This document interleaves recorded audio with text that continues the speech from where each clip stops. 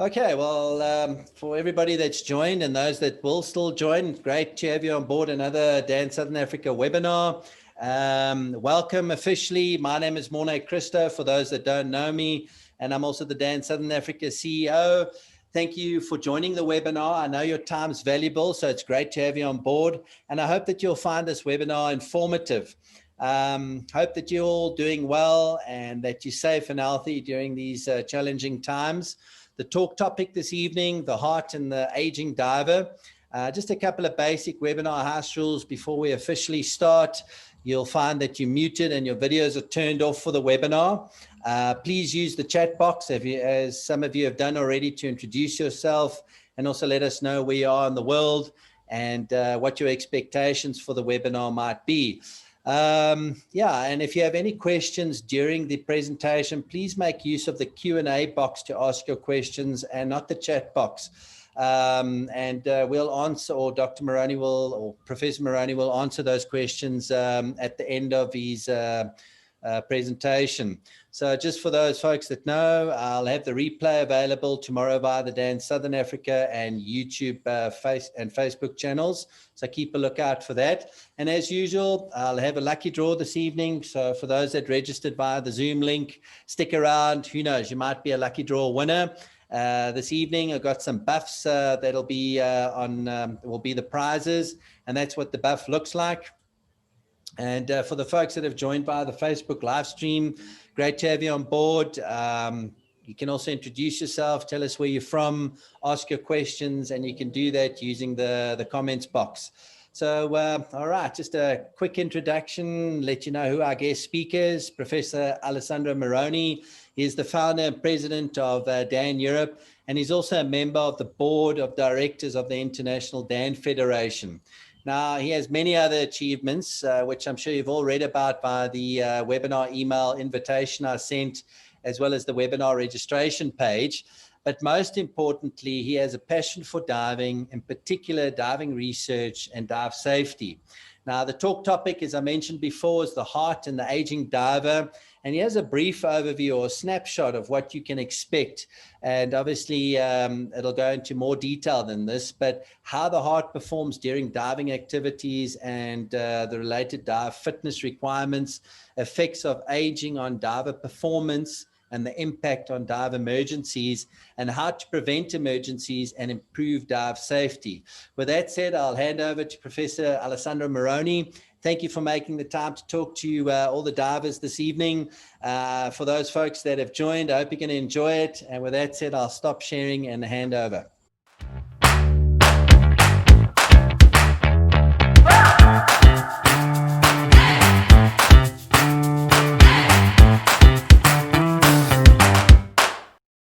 So what we are going to talk about two interrelated factors, which is aging and the heart function. The heart function is important all the time, as we will see, but when we age, it becomes even more important when it deals with diving, and we need to have them both, our age, progressing aging, and our heart to heart. It's something that regards any kind of diver, even if obviously the vast majority is recreational divers that we will be talking about, even considering that the more we age, the more we should restrict our diving, and we will see why. We are supposed to be like the Vitruvian man, very healthy, proportionate, sinewy, with lean mass more than fat mass, and so on. But unfortunately, this is not the way life guides us to become. And so we have to take into account our energy expenditure and fuel burning capacity. That is the energy cost. We measure the energy cost with a unit which we call MET, which stands for metabolism. And 1 MET equals the amount of oxygen that we burn per kilogram of body weight per minute when we rest, when we don't do anything, when let's say, not sleep, because when we sleep, we burn even less, but when we are at rest, say laying on a couch. If we walk easy, we will burn about 3 times our energy basic consumption, our basic metabolism. If we cook, we will burn about 2 times as much. If we run fast, we may need to burn 12 times as much. When we sleep, we burn a little less. When we transpose that to diving, we can easily consider that easy diving may require 3 times as much our basic metabolism. Whereas if we try to swim at 1.3 knots, it may need as much as 13 times the amount of our basic metabolism. And this is actually the requirement for enrollment as a SEAL, as a Navy diver, specialized Navy divers. Normal diving, even if easy, may require as much as 7 METs, 7 times the basic metabolism. And emergencies may require any diver, even if not specifically trained or fit, as much as 10 times the basic metabolism. Even snorkeling is not that easy. Simple snorkeling may require as much as 5 times the basic metabolism. Easy snorkeling and easy breath hold diving, 7 METs.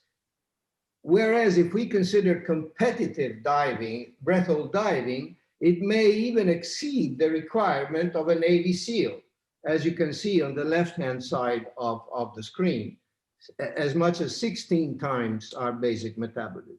This is quite an athletic performance that not everybody is able to provide, actually. The speed of swimming is strictly related to the oxygen consumption. You see on the y-axis the oxygen consumption, and on the x-axis the amount of oxygen consumption with regard to the time passing and the recovery after the peak requirement, the peak moment of effort. As you can see, if we swim at 0.20 meters per second, which means 12 meters in a minute, half a normal pool, we would be burning a fairly low amount of oxygen. If we swim at 0.3 meters per minute, which would mean 19 meters per minute, that is about a pool length, we will burn significantly higher quantities of oxygen. Whereas if we swim at half a meter per second, which would mean about 30 meters per minute, we would be in the need of very high oxygen consumption that may not be matched by our cardiovascular and cardiopulmonary ability to actually use the fuel, the oxygen that we inhale. When our body mass index increases, also the requirement for oxygen consumption increases. And this is oxygen consumption during high effort, that is, attempts to swim at half a meter per second at 10 meters depth. As you can see, the more BMI we are, the more BMI we have, the more oxygen we need to burn. And that is to nourish all the body mass that we have in excess, either because we are highly sinewy and muscular or because we are fat. That doesn't really matter, but the body mass requires the higher the body mass, the higher the oxygen consumption requirement. Obviously, if we are athletes with a very large body mass index, which is largely made of lean muscles, we will be trained to that. But if we have a high body mass index, essentially made of fat, we will not very likely be very fit, and we may incur into a mismatch with regard to the need to provide adequate oxygen consumption to our body. Because this is what we are more likely with respect to the ideal Vitruvian man that Leonardo da Vinci had designed, and that we have to take this into consideration, because the more we are like the gentleman on the right side, the less exercise tolerance we will have, the poorer cardiovascular fitness we will be afforded, and we will also be less resistant to thermal stress either way.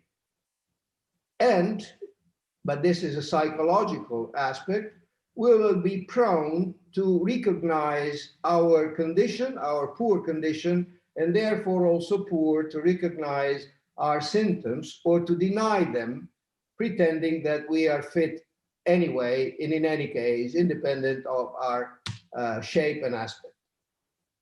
In actual fact, if we compare the body mass index with the fatality rate, we will see that the percent of fatalities, and this is worldwide, humanity related, let's say, is strictly related to the body mass index and to the amount of fat that we carry around. As you can see, it goes up, the percent of fatalities when we are overweight. It goes even more up when we are obese. And the fact that when one is morbidly obese, it seems that the percent of fatality is less, is only depending on the fact that there are very few people who are morbidly obese. And so the numbers, the absolute numbers go down. But obviously this column doesn't mean that being morbidly obese is better than being healthy.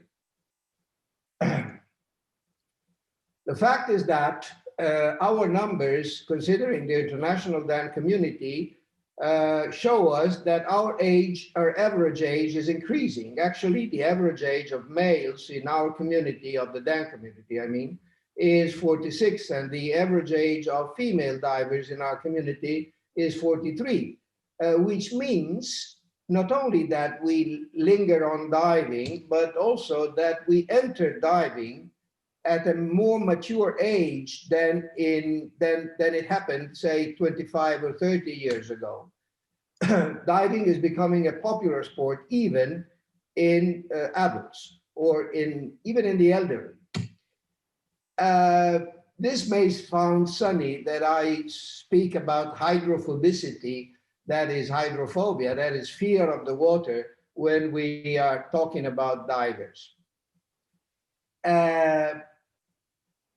The fact is that we are not dealing with people who are afraid of water, but with something that cannot mix well with water. And what is that? Look at the color of this. This is essentially fat. Fat cannot mix well with water. And why does this interest us? I will show you now a couple of slides from a very intriguing experiment from my friend, Israeli scientist, Ran Ariely. What you see here, and I show it with the cursor, is a wafer of a hydrophobic substance, material, which has been exposed to high pressure in obviously inner gas saturated environment, and then photographed 1.5 hours after decompression. At that time, after decompression, as you can see, a large number of bubbles were floated to the water surface, and bubbles formed on this hydrophobic surface in spherical forms. They aggregated with one another until they finally grew enough to be detached from the layer of hydrophobic substance material and flow freely into the water. This is the same thing with 5 hydrophobic wafers and 1 hydrophilic wafer in the middle. Hydrophilic means that it can combine with water, that it doesn't repel water, whereas hydrophobic repels water. Now, as you can see, the hydrophilic wafer, the hydrophilic wafer has no bubbles, but it has been exposed to exactly the same pressure gradient and desaturation as the hydrophobic wafers, but it didn't form any bubble. Now, why is this interesting for us? Because actually our vessels do have hydrophobic spots on their inner layer. And these hydrophobic spots on the endothelium, which is the inner layer of any vessel in our human body, are nothing else than the atherosclerotic patches, spots, plaques. That is fat that accumulates in fat materials that accumulate on the endothelium. Now, these hydrophobic spots, as we have seen, favor the formation of bubbles. They increase with age. Favor, as I said, the formation of bubbles. When the bubble is formed there, the bubble is recognized as a foreign body and activates the body's defenses, which is nothing else than platelet activation, white blood cell activation, and release of irritating substances, essentially release of free oxygen radicals, activation of the white blood cells that actually attack the foreign body, which is a bubble, not a bacteria, and the bacteria and the bubble couldn't care less about the white blood cell attacking, because the attack is aimed at destroying a bacteria, but it wouldn't do anything to a bubble. Actually, it will do a lot of damage to the surrounding tissue, to the vessel itself, to the endothelium itself. And this, as I said, is an effect of age, because the more we age, the more hydrophobic spots we have in our vessels. Actually, our study of now around 70,000 dives fully monitored has shown that there is a linear correlation between aging and bubbling. And the more we age, the more significantly we bubble, with high grades of bubble detectable in our venous circulation after a dive and up to 90 minutes after a dive. There is also a pretty interesting correlation between bubbles and fat mass, not BMI. Please note, not BMI, fat mass. So a high BMI made of fat mass, not of lean mass. And as you can see, there is also a correlation between how many bubbles we do and how much fat mass we have. And exactly the same correlation could be seen in roughly 400 cases of decompression illness that we could fully monitor, and also with Doppler monitoring after the dives and so on. And as you can see, even here, there is a pretty clear relationship and a significant relationship between age and the probability of DCS. Aging divers have more probability of being hit by decompression sickness than younger divers. And again, there is also a linear correlation and a significant correlation between fat mass and leaner divers, so fatty divers and leaner divers, when it comes to decompression sickness. To insist on the former concept, this is a graph showing that the prevalence of cardiovascular disease, CVD, is also related to age, and we see a higher incidence of cardiovascular disease when we age, with a particular increase of the slope from around 50 years on.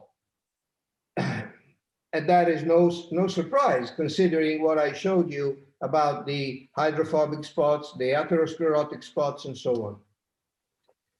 So these are the things that we have to pay real attention to when it comes to diving safety. Generally speaking, any diver should pay attention to these aspects of the safety of diving. We should pay attention to all of our organs that are subject to pressure changes because of volumetric variations due to Boyle law. We have to pay attention to any condition that could compromise our capacity to survive in a hostile environment, such as the underwater environment is, when we are not able to function properly. And we have to pay very much attention to any condition that would compromise our endurance, agility, and capacity to perform aerobically in an efficient way. So aging is something to be considered. Motor coordination is something that decreases with aging. The swimming ability decreases with aging and less, let's say, training. And obviously body weight, which is not related to age, but is related to other adverse factors as I described. So we need to keep a good equilibrium between these two aspects, being fit, taking care of all these things, and be careful about any medical condition, superimposed medical condition that could compromise either of these three aspects and elements. And I can indicate a few. If we have a flu, if we have a cold, if we are constipated, if we have a sinusitis or so on, we will not be able to equalize properly. If we have bronchitis, the lungs will not be able to equilibrate properly to the pressure changes. If we have diabetes or a neurological condition, we could be in the position not to cater with situations that are compromising our survival underwater because they require our total fitness, presence, and ability to perform. And the same thing, if we are not agile enough, for example, we could simply not stand up on a rolling boat.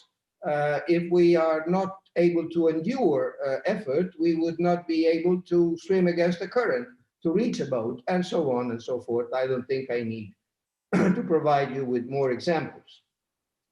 What can we do? Well, we can do something.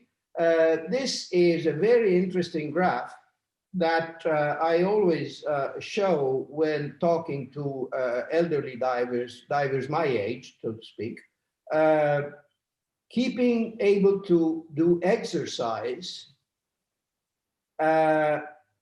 helps you to rejuvenate as much as 10 years with regard to your chronological age. And you can do this by keeping active. If you are sedentary, your oxygen consumption capacity will be lower than the average expected.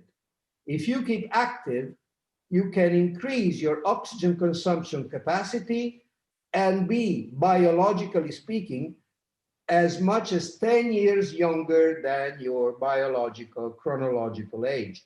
This is something vital and important, especially for divers and for any person who wants to be fit and perform sports activities, obviously.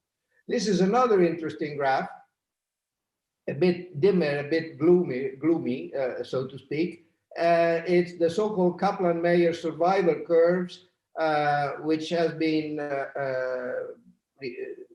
elaborated from also military people. And you can see that the oxygen consumption capacity is linearly proportional with the survival after 8 years of follow-up. Those who were able to burn 8 METs, that is 8 times the basic metabolism, definitely survived better and longer than individuals who were less performant in terms of aerobic capacity. You can see the clear difference between these three slopes. So the fitter, the better. The fitter, the safer. The fitter, the best divers, the better diver. How fit should we be? Well, we have to, if we want to be a normal diver, we need to be able to perform at least in the range of 7 minutes. But we should be able also to perform in emergency up to 10 minutes, which means that we have to keep healthy and fit. And this refers to what we call an expert diver. You should be able to keep neutral buoyancy, to swim horizontally, to kick correctly. You should be able to cater with currents, to avoid useless movements, and you should also be self-location aware, especially if you are body diving. On top of this ideal range that we should be able to respect, which goes from 3 to 10 METs, with the average being oxygen consumption during a dive being 7 METs, we should also be able to cope with bursts requiring higher swimming speed and with thermal stress conditions, either hot or cold, so that we could keep efficiency in all these conditions. The goal is to stay in the blue T, reverse T, not to stay here. We would like to be here, but that is unlikely. So we, as normal divers, should try our best to stay within the blue. And so to be able to burn between 7 and 10 METs, and occasionally, and hopefully also able to burn a little more. Which means being able to burn between 30 and 45 milliliters of oxygen per kilogram per minute of per kilogram of body weight every minute, which is the way we measure this sort of aerobic capacity. When we see what the real world is, from our DAN annual review of recreational scuba diving injuries and fatalities, we could see that when dealing with fatalities, 50% of fatalities, unfortunately, are from the 40 to 60-year-old age group. And 21% of these fatalities had cardiac involvement. And 60% of the cardiac involvements had actually symptoms before the dive. And this, again, brings on the matter of denial of symptoms and not being aware of one's condition. Another thing is that all these fatalities, or most of these fatalities, affected people who had little experience. The minority was certified for more than 10 years. The largest proportion had fewest dives, and 88% of these fatalities, of these casualties, died on the first dive of the series. And that should teach us something. When we analyze the cause of death, I would invite you to disregard this 70% that reads drowning, because the ultimate case of dying when you are underwater is drowning. But consider this. What comes second? Cardiac causes. Arterial gas embolism comes later, but they can also be very well related, because if you have a cardiac problem underwater, you are likely to ascend quickly because you have problems, and you are likely to lose control when you are at the surface, and so you end up drowning. So as you can see, these are strictly related. Look at how low trauma and marine life score in this graph.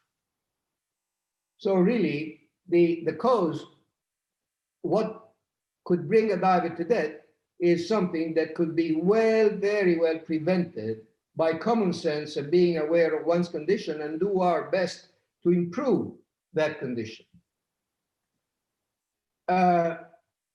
When we talk about BMI, body mass index, the cardiac incidents all showed a very high body mass index with regard to arterial gas embolism as asphyxia, which apparently are not related to body mass index, whereas cardiac incident is. And 60% of these decedents actually noted dyspnea, so difficulty breathing, fatigue, distress, chest pain, or felt ill before the dive. So they knew it. They could have avoided that. An autopsy confirmed that there were diseases that the people actually were also likely aware of, but they simply ignored it. In the DAM population, this is reflected very well. As you can see, the fatality rate increases with age, both in males and in females in our population. And it's interesting to see that, at least in divers, the apparent more likability of males to die from cardiac incidents is reached by females when the age is about over 55 or 60. So, and they end up in matching, more or less. Fortunately, the incidence of dive fatalities is not that much. Dive fatalities occurs about 1 time every 100,000 divers, or 100,000 dives, or 16 times per 100,000 divers.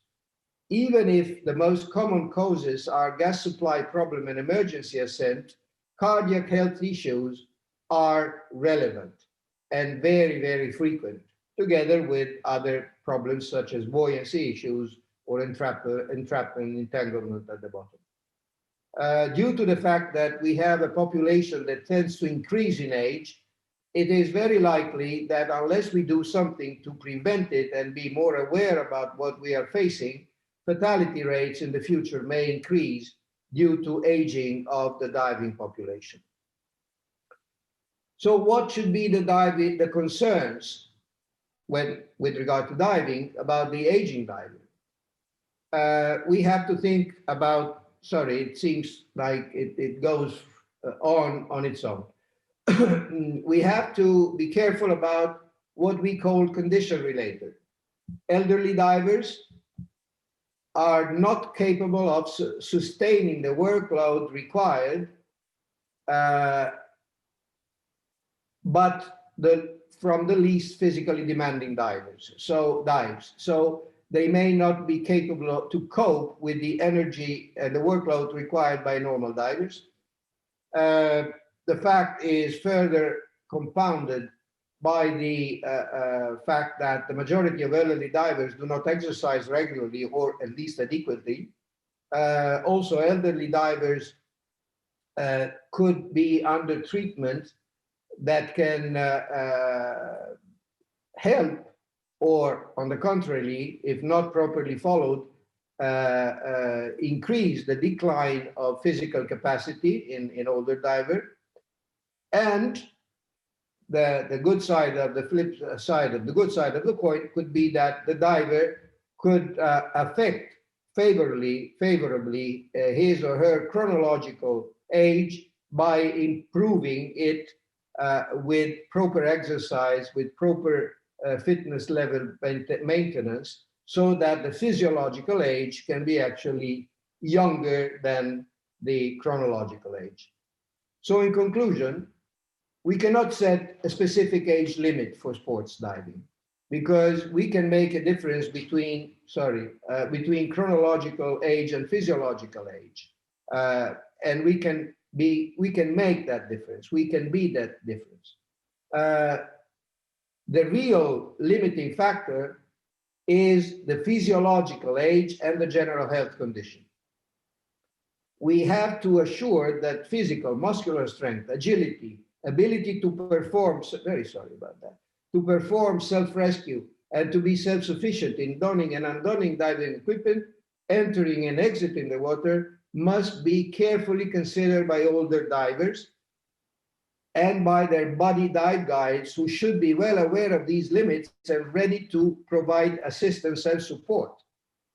The higher risk is definitely of cardiac nature for older divers, and this is the really significant additional risk factors that has to be adequately considered when planning dives, and that should not impose excessive need for acute high cardiovascular performance, which would generate a mismatch that can easily be fatal between cardiovascular performance demand and delivery. So, to dive or not to dive? If an older diver is in good physical condition, mentally alert, and enough to solve problems, then there should be no problem in certifying the diver. The older diver is more likely to take fewer chances and to obey the rules than the younger divers. And this is the good side of the coin, because they tend to be more careful, and generally older divers are aware of their age and of the limits that the age imposes. We can definitely use profitably modifiers by having regular checkups, by maintaining good physical conditions, by curing or assuring the absence or curing any cardiopulmonary or cardiovascular disease, by keeping mentally alert, by gaining experience, as we could see, the vast majority of fatalities affected non-expert divers or divers who were at their first dive of the series. And then, considering that we are more prone to produce bubbles when we age, we should consider alteration of diving profiles, preferring shallower, shorter diving profiles and longer surface intervals. So diving more conservatively. Is there anything else that we can do? I showed you already some results from our research. What the graphs that I showed you actually came from the analysis of roughly 70,000 fully monitored dives. But can we help any further? Can we do anything that would help the diver to better know himself or herself and better prevent the risk of diving? Of course, yes. And we are actually actively involved in this sort of research by actually providing the diver with a real-time monitor of decompression risk, the so-called DRA, which stands for decompression risk analysis. This is an instrument that analyzes your dive while you are diving and that provides you with real-time feedback as to the risk of your dive. This is started with analyzing the dive after surfacing, and now we are at the level of actually analyzing the diver in real time with immediate feedback to the diver. And this little tool, little gadget that does this analysis based on the Bullman algorithms with the modifications that we implemented and that I will maybe speak about in another webinar, also includes the real-time and constant geolocation of the diver, so that obviously, so to be helpful also against the dreaded case of a diver lost at sea, which we all are afraid of. So this DiveSense, which is now an experimental prototype, actually a working prototype that we are already testing in the field, provides us with these things. The decompression risk analysis is already available to any diver logging into our website. Mornay will be able to provide you with data about that, so that anybody who logs and uploads the electronic dive profile can have a feedback as to the decompression risk involved in that dive profile, with data about the profile itself, the sealing value, what happened, what went wrong, what mistakes or what good did the diver do, and eventually also a smiley that will tell you whether you are diving safely, so-so, or unsafely, with all the data that will show you what you actually did, what you did in comparison to an ideal decompression model, what your sealing was, and so on. This is something that is already available to all divers, and we are implementing in that prototype that I was showing you, that any diver will be able to actually carry during the dive and retrieve information back in real time.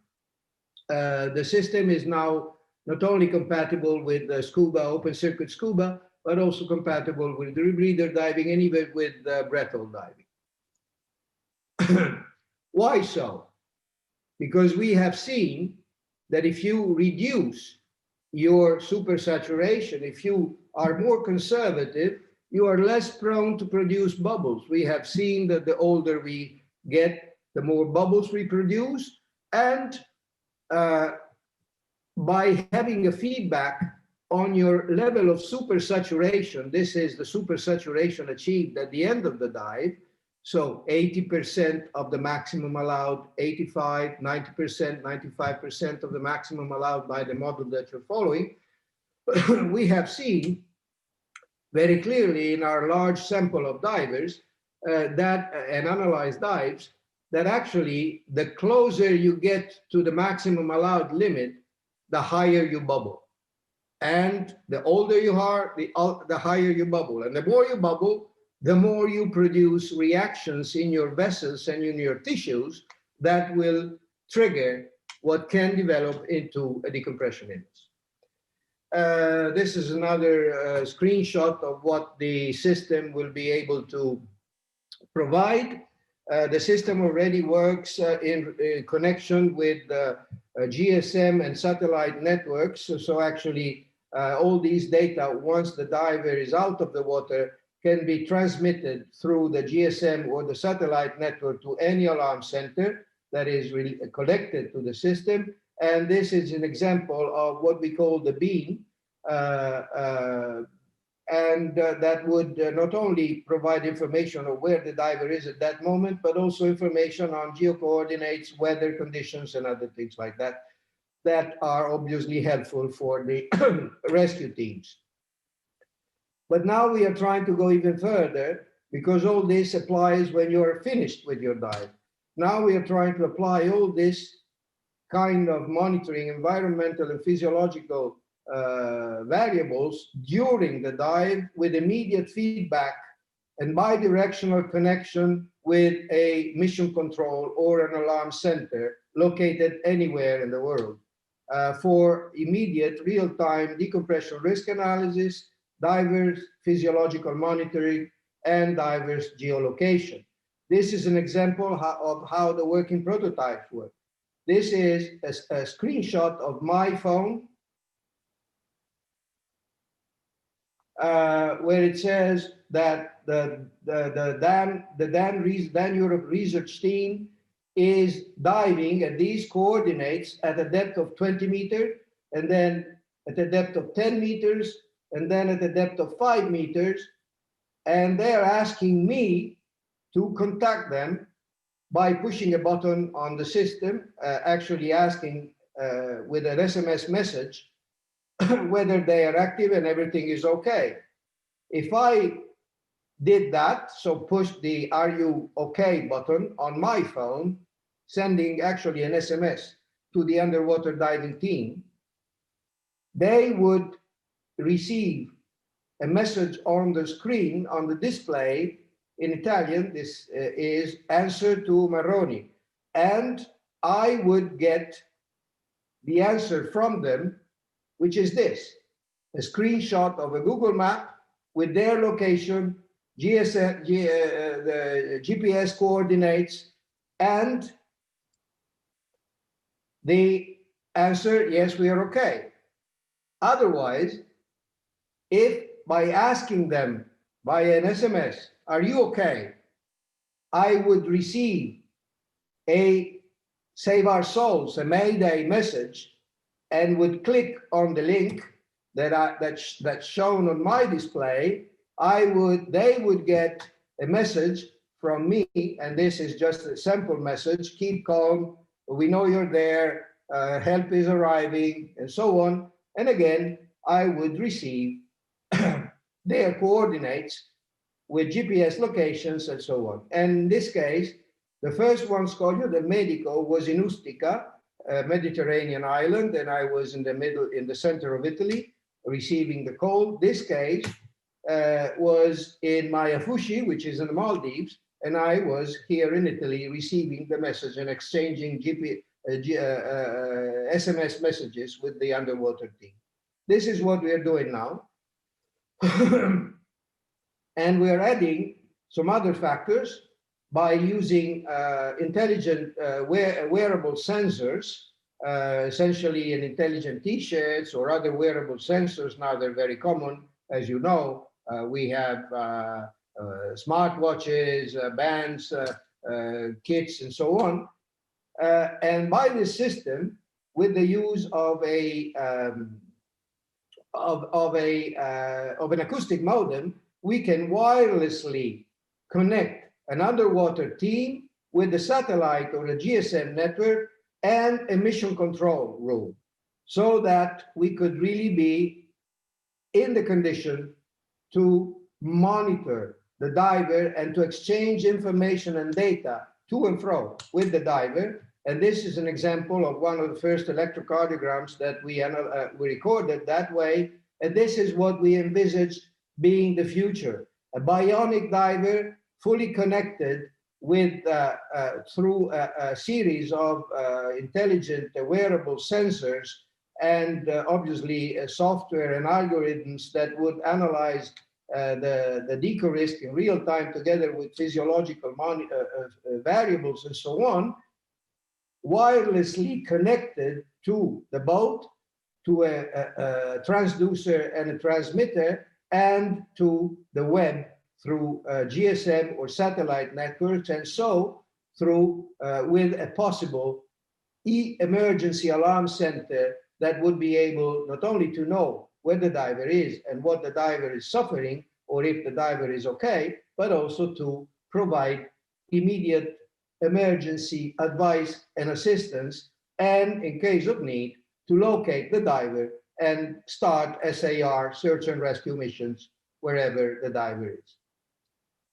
All this is already being implemented in our DAN app, and we hope to make it available in the simpler modality of real-time feedback on dive risk decompression during the dive without the satellite transmission. This will come a little later, but we were ready to actually show it at the first dive shows this year that were COVIDized, as I love saying. And so we hope that all this will come through and available to the diving community in 2021. Thank you very much for your attention. I'm ready for questions.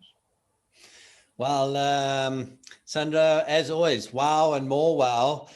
Just before I give you all the questions that have been asked so far, it's just I really enjoyed those last couple of slides where you highlighted the research. And for me, that's so important, because quite often when divers,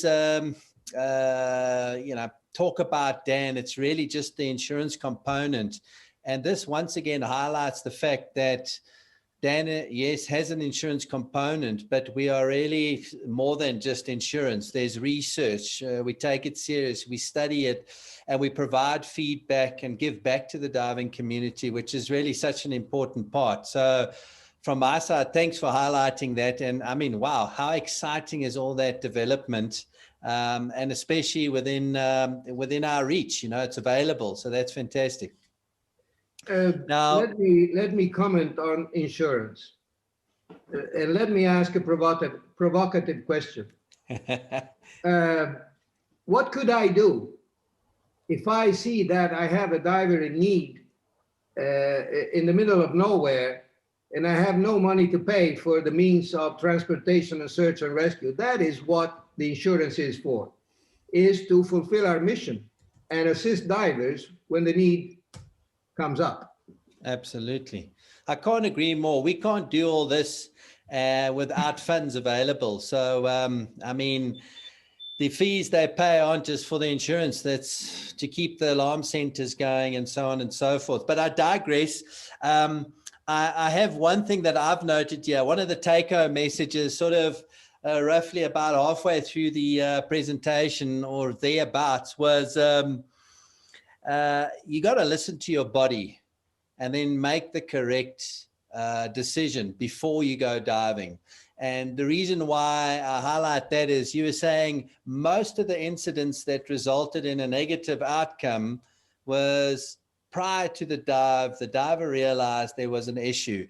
And I think that's a very good take-home message. I know we all divers, we love getting in the water, and especially now that we're limited to go diving, but still we need to take care of ourselves, and especially those telltale signs, take note of them. I think that's super important. Now, the other thing that the other part I really enjoyed was that slide you had there where it had to do with the causes of death. And that was very interesting. Again, highlighting how one thing triggers another thing and ends up in a bad result. So to me, that was very interesting. I'll stop babbling and I'll the questions that came in. So let me just see if I've got them in the correct order here. Let me start at the bottom. Okay, so Jakob asked the following. He says, I understand that this refers mainly, the talk, I suppose, to sport divers. Now, he wants to know, how is this applicable to technical diving? And at what point should the aging technical diver reconsider his or her diving career? There is no difference with regard to these factors and risk factors between recreational or technical diving or even commercial diving. The aging and the cardiovascular aging and diseases and so on apply to everybody. And actually, a technical diver or a diver who is exposed and selects to be exposed to a higher risk should be even more careful and should be even more prone and ready to curb his or her diving accordingly. Okay. So, Jakob, I hope that answers it.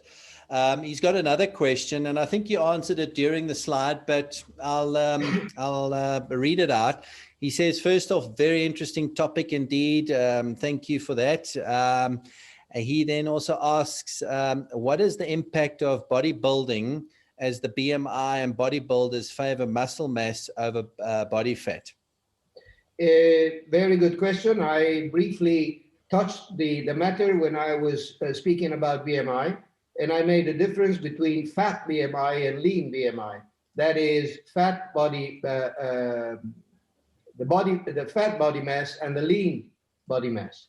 Yes. Of course, with respect to bodybuilding, you would have a high BMI that would lead you to need a higher consumption of oxygen, but you would also be trained to that respect. So you would be trained to perform, and you would not be prone to a mismatch between cardiovascular and cardiopulmonary performance, demand, and delivery.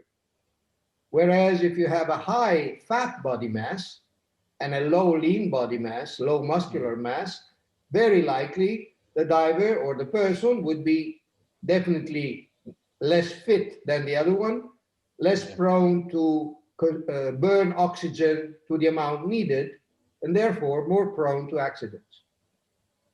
Okay. Wow. Very good answer. Next question is from Craig. He says, or he asks, does a small PFO with no cross vertical flow increase risk of diving with age, or is it an exclusion factor? A PFO, a minor PFO, is a potentially excluding factor at any age. Okay. So age is not really involved in that. One must consider, though, that PFO is not something carved in stone. We have a study that comes from the Dan Europe Research Division that showed clearly that PFO is a dynamic, flexible, changing sort of things. There are PFOs that open or close with time, that enlarge or shrink with time. The only sure thing is that if a diver has a PFO, even if minor, is more prone to have bubbles passing to the arterial circulation, and therefore risking to cause damage to the neurological system and to the brain. Therefore, having a PFO imposes what we call respecting the low bubble profiles. And there are 10 golden rules about the low bubble profiles that we can exchange, or because we have exchanged them quite frequently, and you can share with the friend asking the question. Sure. Let me just make a note here so I can add that to the follow-up email. PFO. Okay, so Sandro Gregory Dressel, he's down Port Elizabeth side, South Africa. He says, thank you for the talk. I've learned so much. So that's great. Thank you, Gregory. Then I've got Yapi. Yapi has got quite an interesting piece of information and a question. So he says, had a heart attack in July caused by high viscosity blood caused by COVID. Got 2 stents within few hours, apparently very little damage to the heart. All tests now good. I'm age 71, BMI 27. Is scuba over forever for me? Yapi, thank you in advance. No, not forever. You have a slightly high BMI. You are definitely not in the most favorable age range, and I can tell you that because I'm 74. And so what you should do, especially having suffered this heart condition, probably due to COVID, and I have to add something about COVID here, if we have a little time. Absolutely. You should now go, my advice is that you go through a decent, considerable, intelligent, reasonable rehab course. So to improve your aerobic fitness, to improve your BMI a bit, improve your efficiency, your physical efficiency, and improve your oxygen consumption capacity. As regards the cardiac sufferance you underwent due to COVID, please bear in mind that COVID is a wild, bad beast. It is a bad animal, unfortunately, and it affects body cells. And we are seeing that more and more. So make sure that you have extensive and in-depth examinations of your heart, not only the heart condition, but also the heart tissue appearance, something you can do with appropriate testing, such as MRI, functional testing, SPECT, and others, or even scintigraphy. So make sure that your heart muscle recovered decently or fully, which is very likely, considering although briefly, the history that, although briefly, you provided with your question. But the key issues will be hitting the target of optimal physiological age for your chronological age. So do your best to improve your aerobic capacity and to decrease your body mass index. Wow, what an amazing answer. And also, what a question, and what happened to Yapi. So it's great to hear that he's still a keen diver at 71, and obviously yourself, Sandro, at 74. That's nice to see that the older divers are still getting into the water and enjoying the sport as they should.